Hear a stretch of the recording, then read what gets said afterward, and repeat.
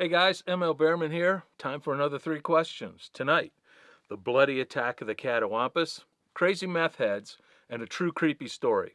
And I'm just going to get a cup of coffee and we'll be right back. Well, first off, I'd like to welcome all our new viewers and subscribers. I appreciate everybody, and I love it when you leave comments. I love reading those, and I try to read and respond to every one of them.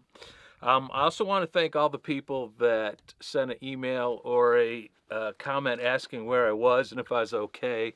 Yes, I was okay. I went on vacation, and then I came back, and I got the worst flu that knocked me out for a month. And then I had this family emergency that pulled me out of the field for about 4 weeks. So, yeah, the Wheel of Fortune was trying to crush me there for a while. But I'm back, and I got more episodes coming, so that's it. So thanks for your concern, and let's get to it. All right. First off, I want to apologize for the horror movie lighting and hair, but I've been battling smoke, bugs, and everything else tonight, so we'll just have to deal with it. Okay, first one. Have you ever heard of a creature called the Catawampus? Yes, I have, and I've got a great story about it because it's something from my childhood. In that, well, first off, Catawampus is a term that I've heard used for a number of paranormal creatures. I've heard it called the Wampus Cat or Catawampus. Now, in southern states, Catawampus or the Wampus Cat seems to refer to like a panther or a cougar or something, a big cat in the swamp.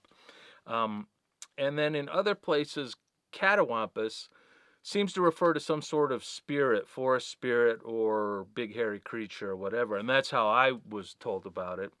And the one who told me about it was my grandpa.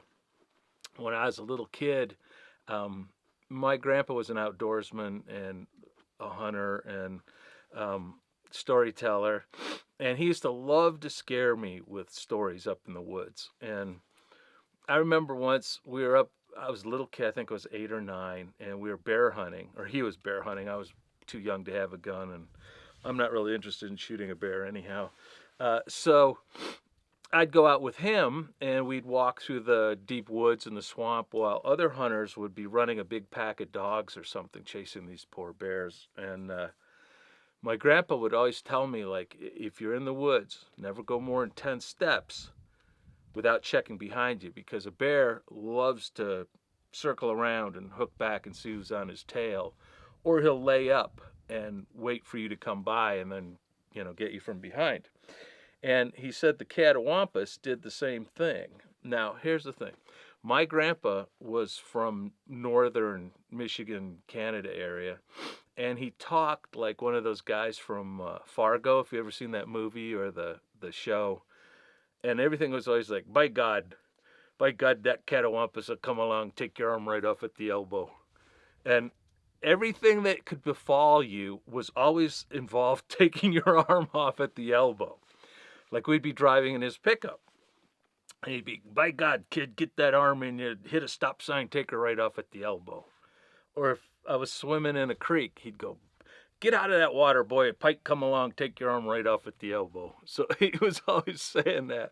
So I used to, so when he'd tell a story, it always had that inflection, which I really found enjoyable and funny. But he loved to scare me. And like I say, one time we were up in bear camp, way up northern Michigan, Upper Peninsula, and he told me his story. He kept, mentioning the Catawampus, and I was like, Grandpa, what is the Catawampus? And he goes, well, I'll tell you a story when I was a young man.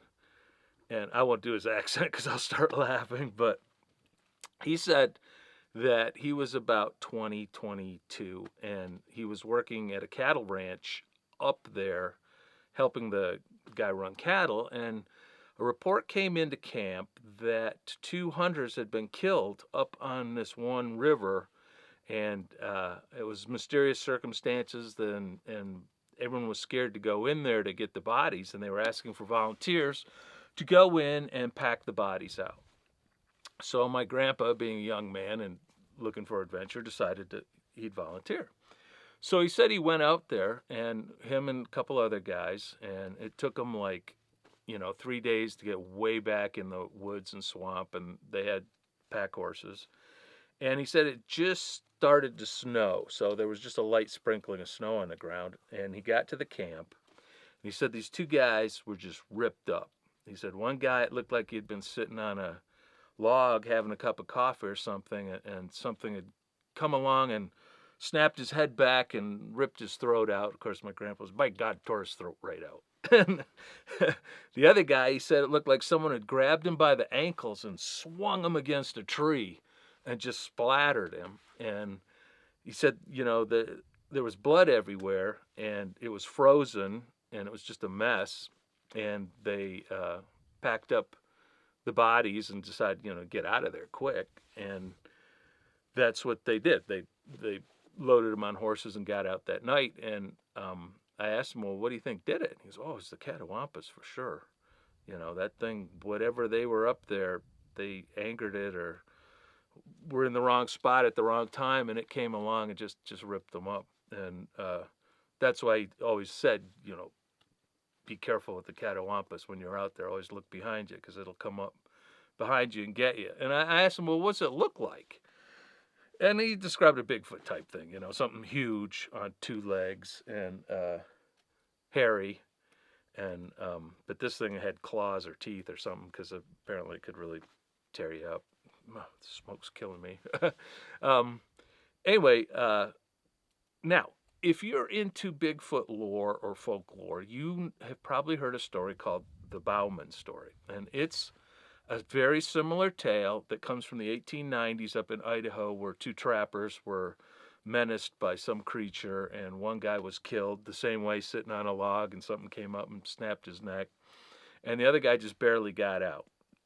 And that story was from the 1890s. It was even told by Theodore Roosevelt in one of his books. And my grandpa, I don't know, was this a story, like a folklore story that happened in the woods that all the hunters would repeat and stuff? Because it would have been the late 20s, 1920s, when my grandpa said it happened to him. And I don't know, is it a folklore? Is it just one of those classic hunter stories about some creature in the woods gets you? And they called it the Catawampus. The Behrman story, they just said it was some big hairy creature that walked on two legs. And so that's what I know about the Catawampus. In some places it's the wampus cat, which is a cougar type animal, and in other places it's the Catawampus, which is a creature in the deep woods that, by God, will come along and take your arm right off at the elbow.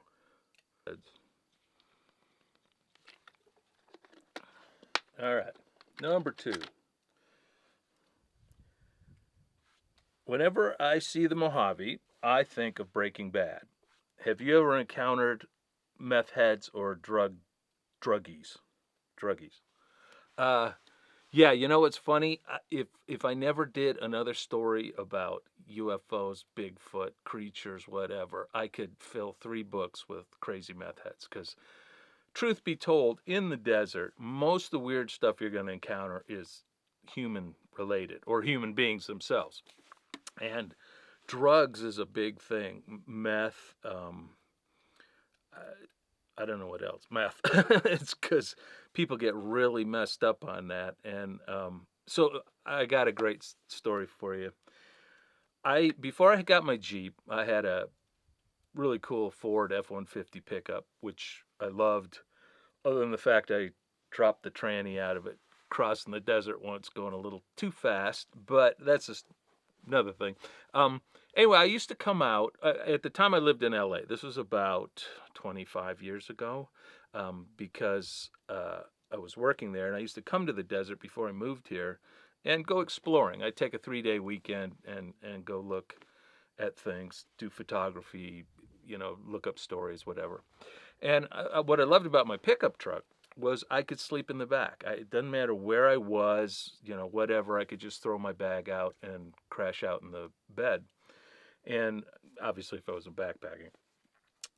So one time I was out by the Old Woman Mountains, and For you that don't know, the Old Woman Mountains is the eastern side of the Mojave, and that's where, if you watch some of my episodes, the Foil Men episode happened out in that area. And I had been driving around, and it was getting near the end of the day, so I was looking for a place to crash. And I saw these, I was going down this little 2-lane road out in the middle of the desert, and I see this real cool rock formation off in the distance, not too far, maybe 3/4 of a mile off the road. Big boulders and stuff. And I go, oh, that might be a great place to camp for the night. Because when I'm by myself, I like to kind of hide out a bit in the rocks and stay concealed. So I looked for a way to get back there, and I was driving along, and I see a turnoff. And the turnoff, there was no fence, there was no gate, there was no sign, keep out, anything. And it looked like it was pretty overgrown, like there were creosote bushes growing up in the middle of the tire tracks, or where there had been tire tracks. There was nothing when I saw it. So I go, oh, well, people haven't been back there. It'd be a cool little spot. So I pull off the road, and I follow this winding dirt road that leads right back to the formation, and I get back there, and it's just this cool little enclave of these house-sized boulders. And excuse me, I'm getting eaten here. These house-sized boulders, and the little road ended at a big flat rock and did a little circle and then came out.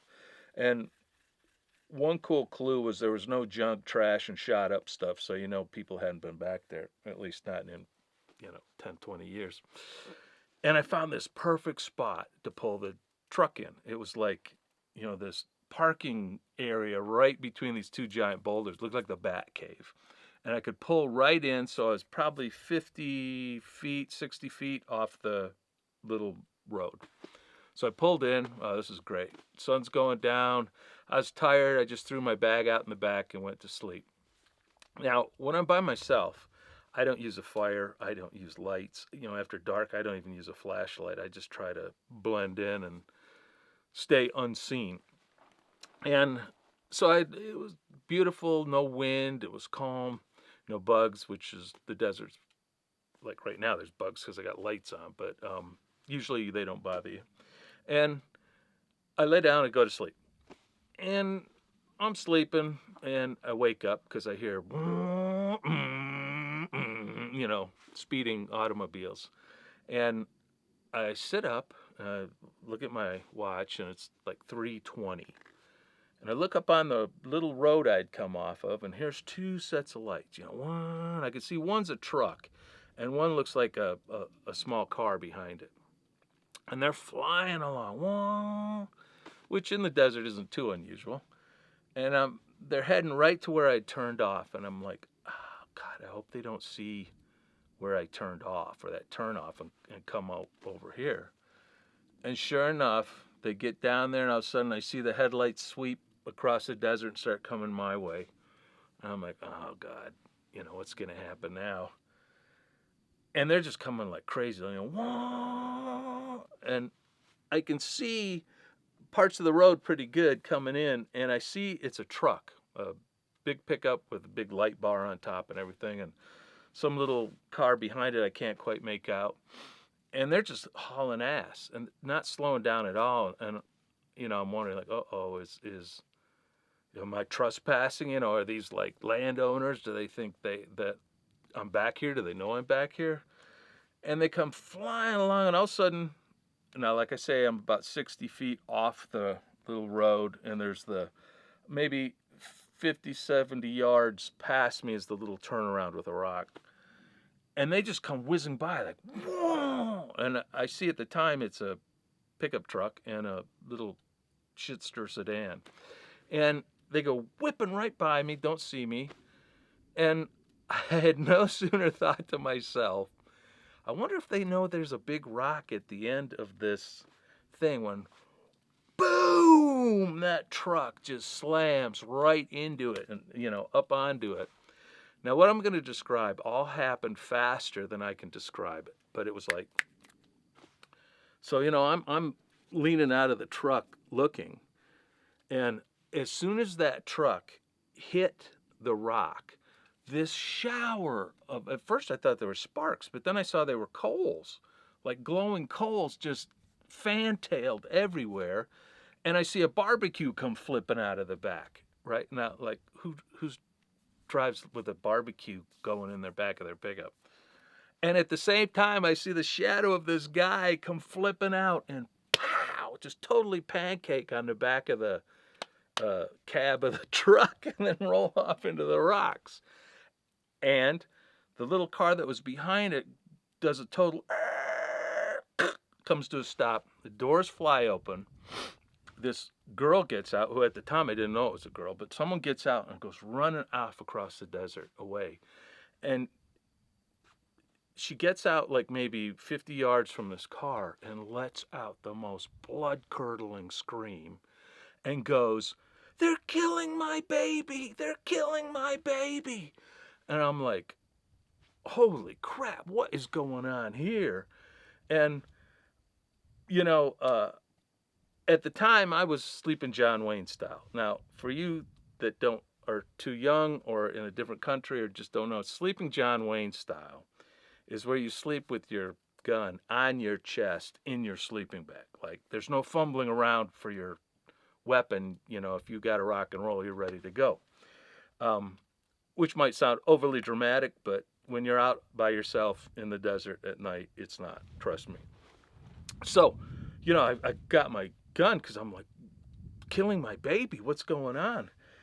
And I look back at the car, and of course the doors are open, so the interior light's on. And, you know, I'm expecting to see some guy carving up some poor baby. Instead, it's just two skinheads sitting there, you know, tattoos up the side of their heads, smoking a pipe, passing it back and forth. And I'm like, okay, what the, you know? And she's screaming, "They're killing my baby." They're smoking this pipe. I look at the pickup truck, and two guys have gotten out, and they're now looking underneath it where they're hung up on the rocks. And the guy that flipped out is just laying near a rock at the side of the truck. And I'm like, wow, what is going on here? And I hear one of the guys in the car go, I hear one say to the other, "Tell that stupid bitch to get back in the car." And I hear the other guy go, stand up, and he goes, "Hey, Jennifer." And I don't know if it was Jennifer. I can't remember her name. But Jennifer, come back in the car. Come here. So she starts walking back to the car, and she gets maybe 10 feet away, and all of a sudden it repeats. She lets out this scream, "You're killing my baby," and turns and runs off. And these two guys just start laughing. You know, they're just looking at each other and laughing. And the guys under the truck aren't paying attention, and I'm hiding in the rocks. They don't know I'm there. I'm sitting there watching this whole crazy scene unfold in front of me. And, you know, I'm like, okay, God, what's going to happen next? And after about a minute or two, a couple minutes, she comes back to the car and then gets in the back seat and just sits there quietly. And they shut the door so the interior light goes off, but I can still see the cherry on the pipe or whatever they're smoking getting passed around. And the guys are, you know, pulling what used to be their exhaust system out from under the truck and throwing it to the side.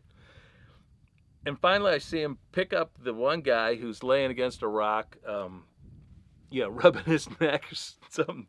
They put him, they just flop him back in the back of the truck. And they're rocking it, and pretty soon they get it off the rock and fire it up. And without waiting or doing anything, they just turn around and go tearing out, you know, the truck and the car. And I'm sitting there watching. They go by. They never saw me once, thank God. And fly down the little road, and they get up to the highway, and then I see one fly off into the distance. Lights disappear way down. They're gone. And then all of a sudden it's like dead quiet again. You know, the crickets come back. It's like this never happened, except the ground all around where they hit the rock is just covered with glowing coals. And thank God there was no wind that night and that we didn't have a lot of dry grass there. Otherwise we would have had one of those million-acre California fires, you know, just raging out of control. And there's no way I could go back to sleep. I mean, my adrenaline was so spiked. I was like, wow. So I got out of my truck, walked over there just to look, and there was part of their muffler, and then all these coals, and that was it, and the skid marks. So I looked around a little, got back in the truck. I just kind of laid in the bed till the sun came up, just kind of vegetating, because I was, like I say, my adrenaline was so spiked. Um, and then in the morning, the sun came up. I fired up my truck and got out of there and went home. So I can only imagine that was drug induced. So that's a crazy meth head story for you in the desert. They're killing my baby and driving around with a glowing barbecue going in the back of your truck. All right, number 3. I loved your story about the haunted cabin. Do you have any more haunted cabins or haunted ghost stories? Um, Not of my own, but I've got a great one that a friend told me, and he was a dear friend, and he passed away last year. Um, and he was a hell of a storyteller. I loved. He and I would get together and just laugh all night. We just, hey, did you hear about so and so or this happened to me or whatever? He used to do stuff like he'd go out on the road in the middle of the desert and he'd pick up roadkill, and he'd come home and stuff it and make it into like some weird creature. Like he had like a donkey that had been hit, and he put like horns on it and fangs and on the skull, and he had a collection of all this weird stuff. So I mean, he was quite the character. Brilliant guy. I mean, brilliant guy too. He was an author, and anyway, he told me this story once. Because we were talking about creepy places we had found, and just how sometimes you can be at a spot and it just has a feeling of something happened there. It could be something dread or scary or just creepy, just something that doesn't seem right. And he told me about this time. He was a handyman too, carpenter, and he had a buddy who bought an old ranch cabin out in Arizona in the Mojave, and the guy was gonna take a year and fix it up. So he invited my friend to come out for the summer. And he said, "Yeah, come out. I live way out on the mesa. There's like all sorts of Indian type stuff you can check out and do a lot of hiking. And, we'll work on my cabin and, hang out for a couple months." So my buddy went out there. He said it was a really cool, really remote spot that was kind of in this valley that had a big mesa to the side of it that would catch the setting sun and just look gorgeous. And he said they for the first week or so they'd work on the cabin. Then when the sun was setting, they'd sit out with a beer on the porch and watch it set against the mesa, and the colors change. And he said it was just gorgeous. Now his buddy had a bum leg, so he never did any hiking. And my friend was really into hiking, so he said that every couple of days he used to throw in a pack and go explore. And he said the place was just full of Indian stuff. He said arrowheads, flint knappings, all sorts of scraps, pottery scraps and stuff just laying around, especially near the bottom of this one stream bed. And he'd go out and look at it. So this was like a week or two they did this. And so one day they're sitting there and they're watching the sun go down. Now, when you're in the desert, as the sun changes angle, it'll pick up stuff on the ground that all of a sudden will start sparkling. Quartz, broken glass, metal, whatever. And he said that on the side of the mesa, excuse me, he could see this glint that looked like glass, but not like a little, fragment, like a big glint. And he said to his buddy, like, "Hey, is there a building or anything up there? Is there anything out there?" And the guy goes, "Oh yeah, there's supposed to be some weird cabin out there or something. I've never gone because obviously you can't hike." And my friend went and got his binoculars, and he said he looked, and it was rock and juniper scrub, and he said he could see a window, frame with glass in it and parts of a building, and through the trees another little bit of building. And he said, yeah, there's like a farmhouse or something up there. And the guy goes, yeah, I've never been, but I heard it's weird. There's something about it that's supposed to be weird. So of course my buddy's like, okay, I'm going out there on the weekend. And Saturday rolls around, and he said he wanted to get going early to hike out there, but it was like 10 o'clock by the time he got going.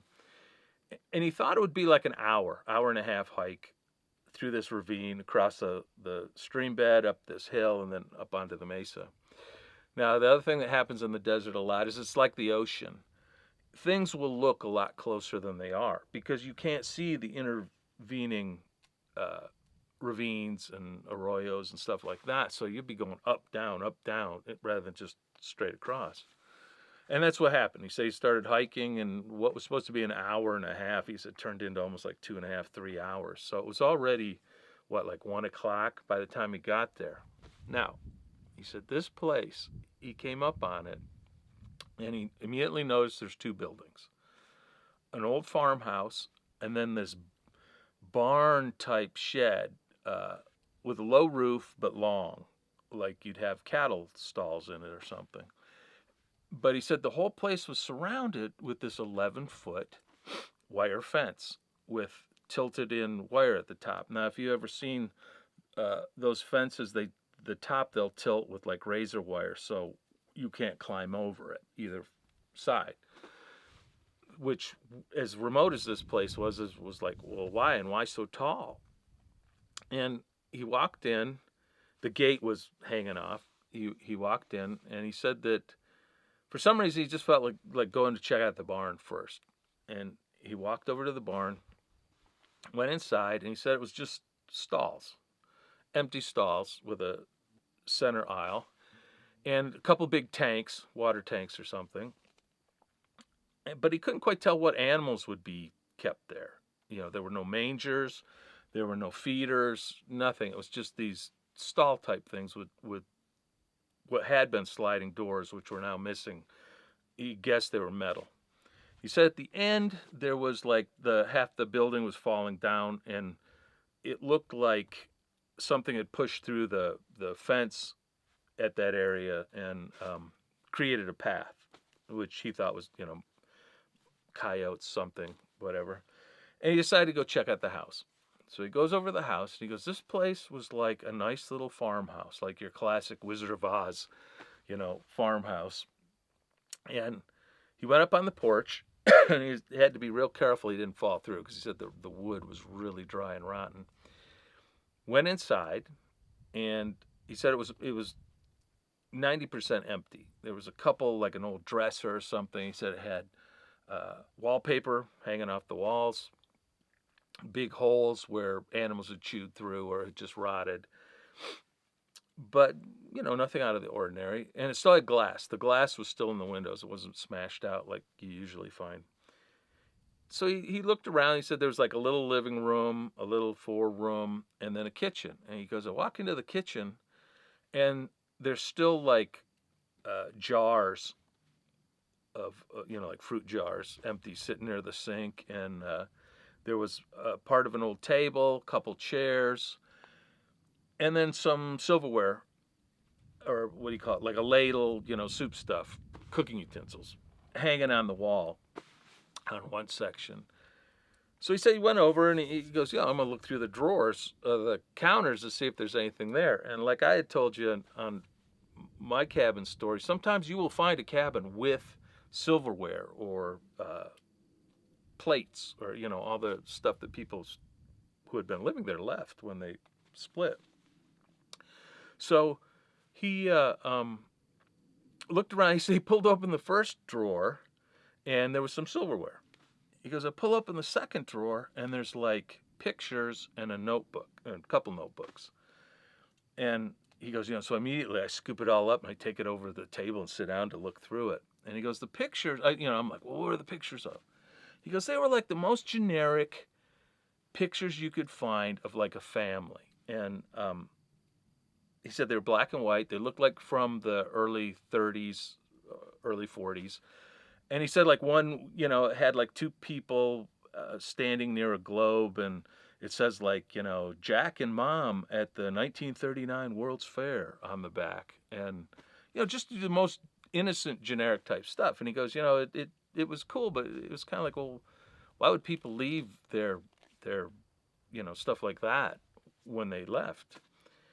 So he goes, I opened the notebooks because I was thinking, maybe there's a diary or something. And he goes, I open it, and he goes, it's full of all these notations of like chemical stuff, notation of elements table and stuff like that. And he said that he starts reading it, and he goes, there's entries like fed subject, 10 cc's of solution, no change noticed, and stuff like that, like this really weird experiments going on. And he goes, I'm sitting there thinking like, what was going on here? Like, what was in that barn? And this guy, whoever this was, keeping scientific notes of drug trials or something. And he goes, I decided to go out and look in the barn again, now armed with this idea that there was research or something going on here. And he goes, I get out in the courtyard of this place, and I'm looking around, and he goes, all of a sudden it hits me. It's like this 11-foot tall fence. And he goes, then I really noticed that the tilts at the top are going in, not out. See, if you're trying to keep someone out of the chicken yard, here's the outside, here's the inside, you tilt the top like that so nothing can crawl over. He goes, this was like this on the inside. So whatever this fence was trying to keep things in, not out. So he goes, so now he goes, my brain's going like, what kind of experiments are going on here, where this guy's like, got to keep 11-foot fences, and, someone's being fed the solution and they're being kept out in this barn. And he goes, then the hair on my neck stood up, and I really started to get this creepo feeling. And he goes, then the next thing I noticed is at the back of the barn where I saw it had broken down and there was this path through the weeds. He goes, I see it goes out through a gap in the fence. And there's an obvious animal path. Now, for a path that can stay a path so it doesn't get overgrown, it means something has to be using it, whether it's a rabbit trail, a fox trail, a coyote trail, cows, whatever. And he goes, he goes, my brain's going like, what if whatever was like in here is like goes out in the day and it's feeding out there, and at night it returns here, and that's why this path is through the fence. And he goes, I had been reading and checking out this stuff, and I'd gotten there late, and he goes, now it's like 4 or 5. He goes, the sun's going down. I know it's going to take me at least 3 hours to get back to the cabin, and it's going to be dark by the time I get back there. And he's like, I'm thinking like, oh man, I don't know what's out there now, and I'm going to be out there in the dark with it. He goes, so I went back in the house, and I put all the pictures back in the drawer and the notebook and closed it, grabbed my pack, and he goes, I was literally hurrying out of there. And he goes, I come out of the farmhouse, and I get right to the gate, and he goes, I turn around, and he goes, I just had this feeling that something was looking at me, like in either the top floor of this farmhouse or in the bushes and trees outside the fence line or somewhere. He goes, I just had this feeling like, okay, you're being watched now, you're being observed. So he goes, I just boogied as fast as I could back down the hill, back down across the mesa, got to the arroyos, got through that. And he goes, now it's getting dark because I'm seeing or thinking, I'm seeing things behind every rock and cactus. I'm hearing footsteps when I stop walking. Imagined, but still, he goes, it was a complete freak out. He goes, I'm just freaking, like, I got to get away from this place as fast as I can. And he got back to the guy's cabin. He said it was about 7:38, and it was good and dark. And he goes, it's just for the whole rest of the time I was there working with that guy. We'd sit out and watch the sun go down in the evening. He goes, and I always look at that farmhouse, and sometimes I see the glint off the window. And he goes, I just could not shake this feeling that there was something at that window looking back at me.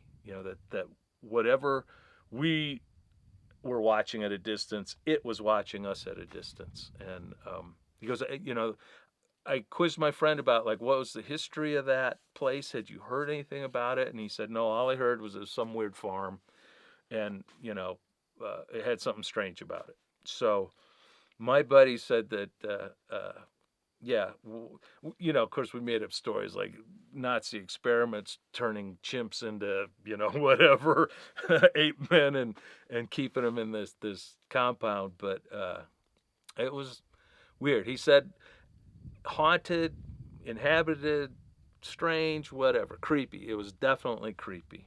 So that was his haunted cabin, and that's my haunted cabin story for the night. And as always, I want to thank you if you've stuck around this long for watching, and I will be back real soon with some more episodes, and see you later.